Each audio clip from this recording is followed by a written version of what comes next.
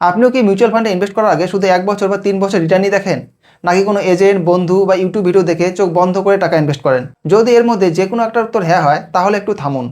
কারণ আপনি হয়তো নিজের অজান্তেই আপনার কষ্ট করে জমানো টাকা ভুল জায়গায় ইনভেস্ট করছেন এবং ভবিষ্যতে বড় ক্ষতির দিকে এগিয়ে যাচ্ছেন। স্টক মার্কেট এবং ইনভেস্টিংয়ের এই নতুন ভিডিওতে আপনাদের সবাইকে স্বাগত।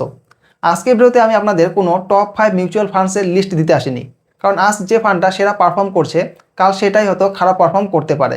তার বদলে আমি আপনাদের শেখাবো সেই টপ সিক্রেটস বা গোপন নিয়মগুলো, যেগুলো ব্যবহার করে বড় বড় ইনভেস্টররা এবং প্রফেশনালরা সঠিক মিউচুয়াল ফান্ড বেছে নেয়। ভিডিওটি শেষ পর্যন্ত দেখলে ভবিষ্যতে কোনো ফান্ড বেছে নেওয়ার জন্য আপনাকে আর কারোর উপর নির্ভর করতে হবে না।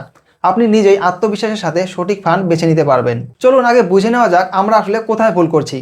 বেশিরভাগ মানুষ মিউচুয়াল ফান্ড বেছে নেওয়ার সময় 3টি জিনিসের উপর সবচেয়ে বেশি গুরুত্ব দেয়। প্রথমত, তারা দেখে যে কোন ফান্ডটা সবচেয়ে বেশি রিটার্ন দিয়েছে। দ্বিতীয়ত, তারা দেখে যে কোন ফান্ডটা সবচেয়ে বেশি জনপ্রিয় বা সবাই কোন ফান্ডটা নিয়ে বেশি বেশি কথা বলছে। এবং তৃতীয়ত, তারা অন্য কারো সাজেশন বা রিকমেন্ডেশনের উপর নির্ভর করে। কিন্তু আসল সমস্যা এখানেই, এই 3টি জিনিসই অনেক সময় আমাদের ভুল পথে নিয়ে যেতে পারে। কারণ মিউচুয়াল ফান্ড সিলেকশন কোনো গেসিং গেম না, এটা একটা প্রপার স্ট্র্যাটেজির উপর ভিত্তি করে নেওয়া ডিসিশন। চলুন তাহলে জেনে নেওয়া যাক মিউচুয়াল ফান্ড বেছে নেওয়ার সঠিক স্ট্র্যাটেজি আসলে কি। প্রথম সিক্রেট হলো গোল বেসড ইনভেস্টিং।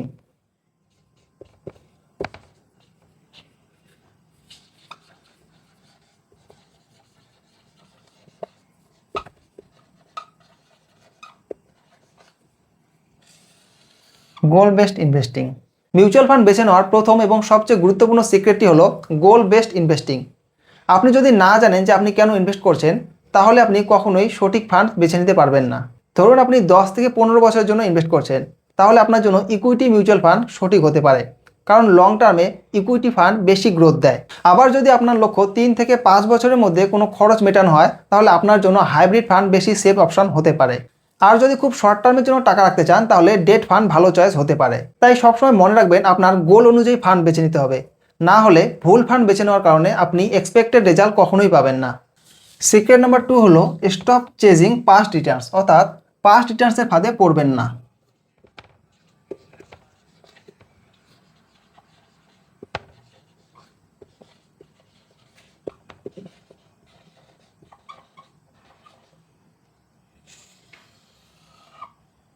এবার সেই দ্বিতীয় সিক্রেটে, যেটা সবচেয়ে বেশি মানুষ ভুল করে, সেটি হলো শুধুমাত্র পাস্ট রিটার্ন থেকে ফান্ড সিলেক্ট করা। অনেকেই দেখে যে একটা ফান্ড গত 3 বছরে 20% বা 25% রিটার্ন দিয়েছে, আর তখনই সেই ফান্ডে ইনভেস্ট করে দেয়। কিন্তু বাস্তবতা হলো পাস্ট রিটার্ন কখনো ফিউচার রিটার্নের গ্যারান্টি দেয় না।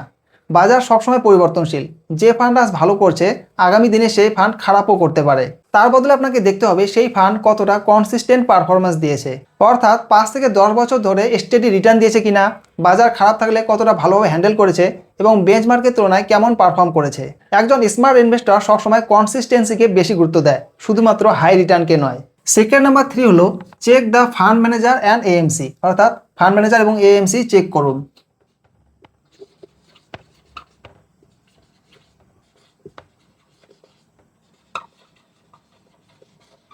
Fund manager and AMC.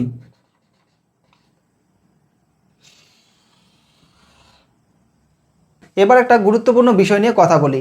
আপনি যখন মিউচুয়াল ফান্ডে ইনভেস্ট করেন, তখন আপনার টাকাটা কে ম্যানেজ করছে জানেন? সেটি হলো ফান্ড ম্যানেজার।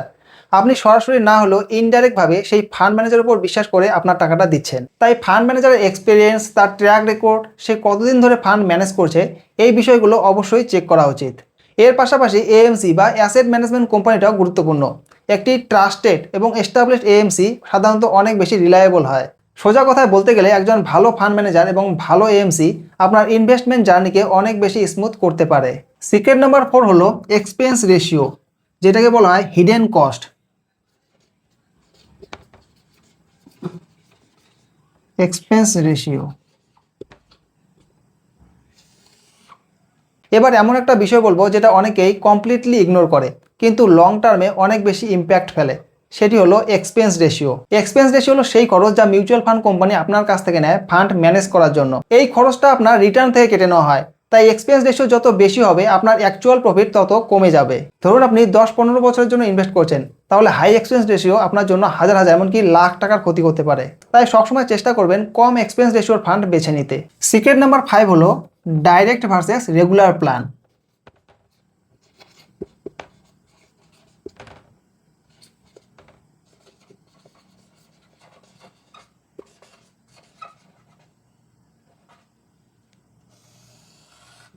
এবার আসি আরেকটা গুরুত্বপূর্ণ সিক্রেটে, যেটা অনেকেই জানেন না। মিউচুয়াল ফান্ডে সাধারণত দু ধরনের প্ল্যান থাকে, ডাইরেক্ট প্ল্যান এবং রেগুলার প্ল্যান। রেগুলার প্ল্যানে আপনি কোনো এজেন্ট বা ডিস্ট্রিবিউটরের মাধ্যমে ইনভেস্ট করেন, যার জন্য আপনাকে কমিশন দিতে হয়। অন্যদিকে ডাইরেক্ট প্ল্যানে আপনি সরাসরি ফান্ড হাউসের মাধ্যমে ইনভেস্ট করেন, যার জন্য কোনো কমিশন দিতে হয় না। এই ছোট্ট ডিফারেন্সটাই লং টার্মে আপনার রিটার্নে বিশাল পার্থক্য তৈরি করে।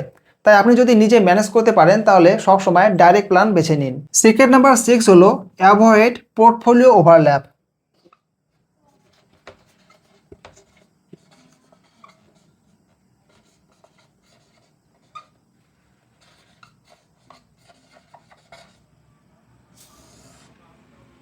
শেষে একটা বোনাস সিক্রেট বলি, যেটা অনেকেই বুঝতে পারে না। অনেকেই ভাবে বেশি সংখ্যক ফান্ড নিলে ডাইভার্সিফিকেশন বাড়ে, কিন্তু বাস্তবে অনেক সময় দেখা যায় যে আপনার সব ফান্ড একই ধরনের স্টকে ইনভেস্ট করেছে। এই অবস্থাকে বলা হয় পোর্টফোলিও ওভারল্যাপ। এতে আপনার রিস্ক কমে না, বরং অপ্রয়োজনীয়ভাবে আপনার ফান্ড বাড়ে। তাই চেষ্টা করবেন লিমিটেড সংখ্যক ফান্ড রাখতে, কিন্তু সেগুলো যেন আলাদা আলাদা ক্যাটেগরির হয় এবং একে অপরের সঙ্গে ওভারল্যাপ না করে। তো বন্ধুরা, আজকের ভিডিও থেকে যদি একটা জিনিস মনে রাখেন তাহলে সেটি হলো যে মিউচুয়াল ফান্ড সিলেক্ট করা কোনো কঠিন কাজ নয়, যদি সঠিক নিয়মগুলো ফলো করেন। সব সময় আপনার গোল ক্লিয়ার রাখুন, পাস্ট রিটার্নের ফাঁদে না পড়ে কনসিস্টেন্সি দেখুন, ফান্ড ম্যানেজার এবং এএমসি চেক করুন, এক্সপেন্স রেশিও কম রাখুন, আর সবসময় ডাইরেক্ট প্ল্যান প্রেফার করুন। এই সিম্পল নিয়মগুলো ফলো করলে আপনি ধীরে ধীরে মিউচুয়াল ফান্ডের মাধ্যমে একটা স্ট্রং ওয়েলথ বিল্ড করতে পারবেন। ভিডিওটি যদি আপনাদের ভালো লাগে তাহলে অবশ্যই লাইক করুন, শেয়ার করুন এবং চ্যানেলটি সাবস্ক্রাইব করতে ভুলবেন না।